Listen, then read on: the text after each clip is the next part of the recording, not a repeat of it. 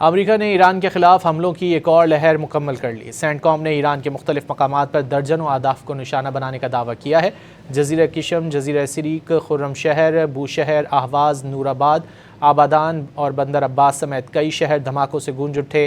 ادھر ایران نے بھی رد عمل میں اردن میں فوجی اڈے کو نشانہ بنایا۔ مصر کی بندرگاہ پر بھی ڈرون حملہ ہوا جس سے 2 جہازوں میں آگ لگ گئی۔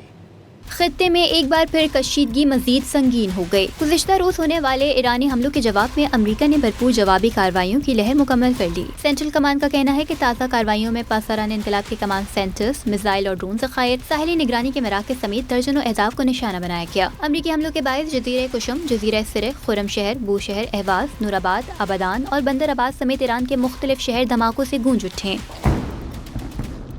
جزیرہ قشم میں امریکی حملے سے 3 افراد ملبے تلے دب گئے، 2 بچوں کو ریسکیو کر لیا گیا۔